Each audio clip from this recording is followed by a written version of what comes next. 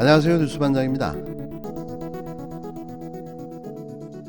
부산지방검찰청이 올 초 부산시 보궐선거 당시 딸이 홍익대 미대 입시에 응시한 사실이 없다고 주장한 박형준 부산시장의 발언이 거짓임을 확인하고도 의붓딸이라는 기적의 논리를 내세워 무혐의 처분한 사실이 드러났습니다. 이 어이없는 무혐의 처분은 친족 관계가 아니라는 이유로 사실상 범죄 혐의가 확인됐음에도 면죄부를 준 건데요. 봐주기를 위한 놀라운 법리 해석이 기가 막힐 따름입니다. 박 시장이 입시 부정 혐의에서 벗어나기 위해 재혼한 부인의 딸로 거리두기를 한 것을 검찰이 불기소 논리로 받아들여 면책했다는 비판이 제기되고 있는데요. 딸에 관한 허위 사실을 공표했지만 의붓딸은 직계비속이 아니기 때문에 처벌할 수 없다는 게 검찰의 논리입니다. 99만 원 룸사롱 불기소에 이어 또다시 검찰의 기상천외한 논리가 적용됐다는 비판이 나오는데요.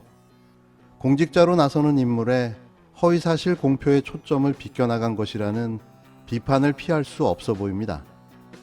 12일 한겨레 보도에 따른 박 시장 불기소 결정서를 보면 검찰은 박 시장 딸이 1999년 2월 5일 홍익대 미대 실기시험을 치른 사실을 확인했는데요. 그렇게 아니라고 강력하게 부인하던 사실이 진짜였던 거죠. 하지만 검찰은 불기소 결정서에서 의붓딸은 직계비속, 그러니까 아들, 딸, 손자, 손녀가 아니므로 범죄 구성 요건에 해당하지 않는다라고 밝혔는데요. 매체에 따르면 검찰은 무혐의 근거로 박 시장의 재혼 날짜를 내세우기도 했습니다. 박 시장 재혼은 1999년 11월 19일인데 딸의 홍익대 미대 실기 응시는 이보다 앞선 2월 5일이어서 박 시장이 딸의 홍익대 미대 응시 사실을 몰랐다는 거죠. 논리 자체가 엉성하고 허술하기 그지없습니다. 이와 관련해 박 시장을 허위사실 공표 혐의로 고발한 바 있는 부산참여연대는 논평에서 검찰이 부산시장과 그 가족이 선거 시기에 거짓말을 했음에도 면죄부를 준 것이라며 박 시장이 법적으로 무혐의를 받았다고 하더라도 거짓말을 한 행위가 없어지는 것은 아니다. 박 시장은 선거 시기 시민을 기만한 언행에 대해 지금이라도 사과하길 바란다라고 질타했습니다. 박 시장 딸의 홍익대 미대 입시 부정청탁은 김승현 전 홍익대 미대 교수가 박 시장 부인 조연 씨에게 직접 입시 청탁을 받았다고 폭로하면서 공론화됐는데요. 김 전 교수는 지난 3월 10일 언론 매체에서 선배 교수의 부탁을 받고 박 후보 딸에게 실기시험 점수를 좋게 줬다라고 증언한 바 있습니다.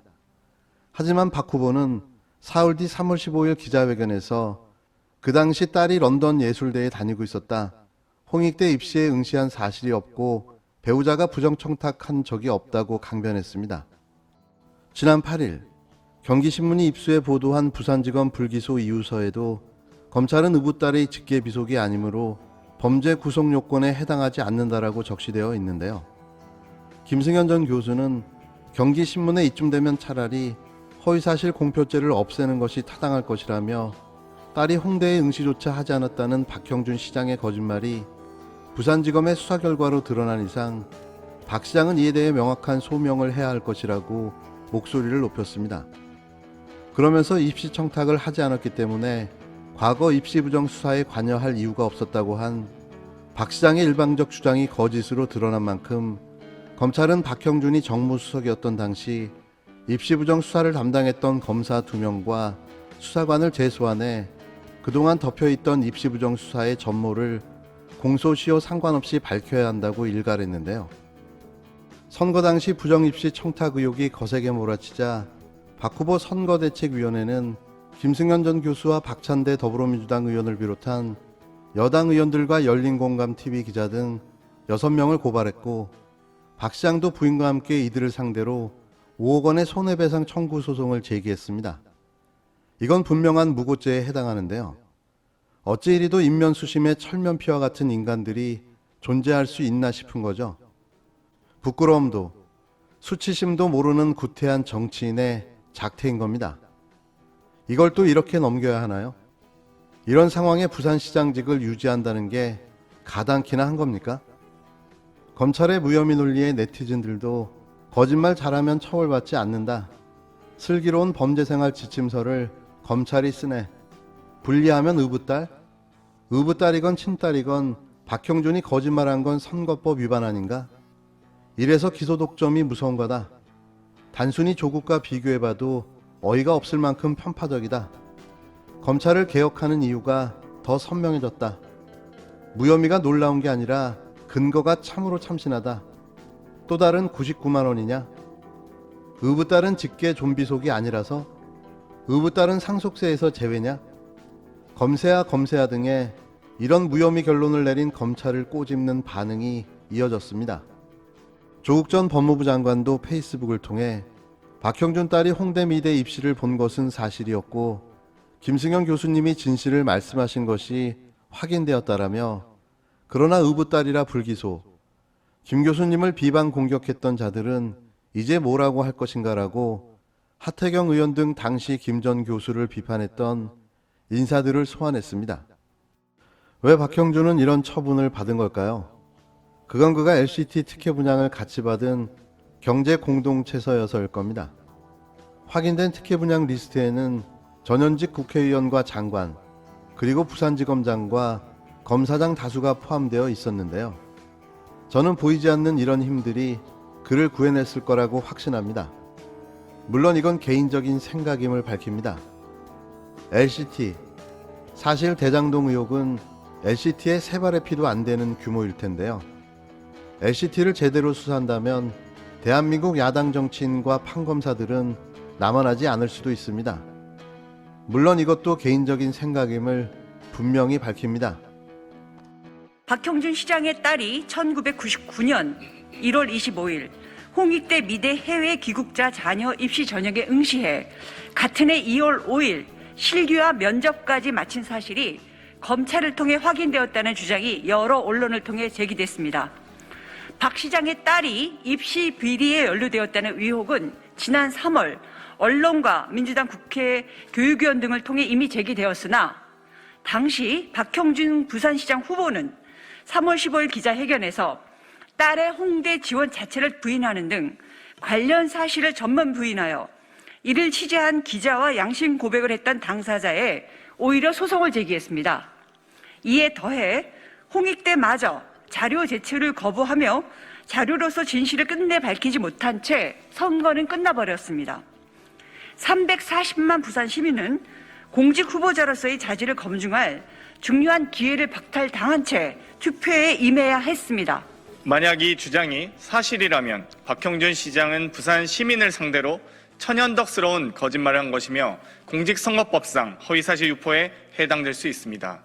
더 나아가 공익제보자의 증언을 기억상실증 운운하며 진실을 호도하려 한 국민의힘 역시 책임을 벗어날 수 없습니다. 선출직 공직자로서 자격에 관한 매우 중요하고 긴급한 사안인 만큼 실체적 진실이 최대한 빠르게 밝혀져야 합니다. 국회는 홍익대의 추가 자료 제출을 이미 요구했습니다. 손바닥으로 가려도 결국 진실은 드러나게 되어 있습니다. 이제라도 홍익대는 국회의 자료 요구에 성실히 응할 것을 다시 한번 촉구합니다. 홍익대는 무작정 숨길 것이 아니라 과오를 인정하고 스스로 개선하려는 모습을 보여주어야만 입시 비리대학의 오명을 씻을 수 있을 것입니다. 이번 사안은 의혹의 당사자인 박형준 시장이 했던 과거 한 시사 프로그램 출연 당시 발언과 같이 선거가 끝나 본인이 면죄부 받았다고 생각할지 모르지만 아직 검증이 되지 않은 사안입니다. 본인이 직접 해당 주장에 대해 명확한 사실관계와 함께 입장을 명확히 밝혀야 할 것입니다. 교육부 역시 자고우면하며 뒷짐만 질 것이 아니라 해당 입시 부정 의혹 사안에 대한 조사뿐만 아니라 홍익대의 입시관리 실태 전반에 대한 전면적인 실태 조사를 실시해야 합니다. 우리 국민은 권력자 자녀의 입시 비리에 대해 아무리 과거의 일일지라도 결코 용납하지 않습니다. 다가올 교육위 국정감사에서 박 시장 자녀의 부정입학 의혹에 대해 낱낱이 밝히고 이에 필요한 모든 조치들을 다할 것을 천명합니다. 더불어민주당 국회의원 권인숙, 윤영덕, 장경태 그리고 박찬대.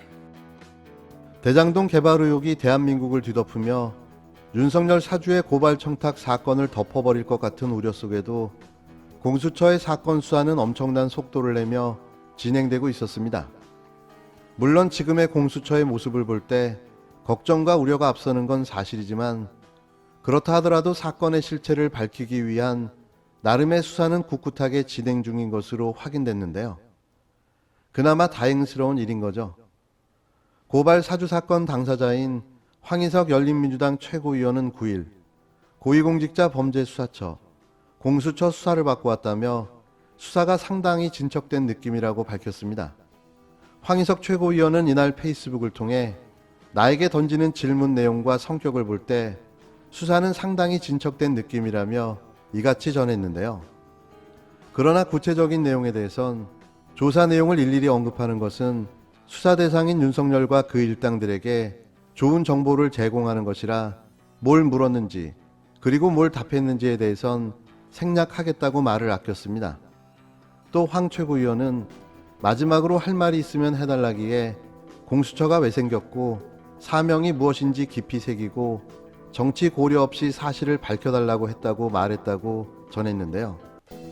그는 다시 검찰청장이라는 자가 청부 고발, 셀프 수사, 셀프 기소하는 전 근대적인 일이 없도록 하는데 일조해달라고 당부했다고 밝혔습니다. 고발 청탁 수사 상황을 엿볼 수 있는 정황들인데요. 이번만큼은 윤석열과 그의 일당들이 빠져나가기는 쉽지 않아 보입니다. 뭔가 제대로 걸린 것 같은 느낌이 드는데요. 이게 윤석열 정치검찰 잔당들을 쓰러뜨리는 결정타가 되길 바라봅니다.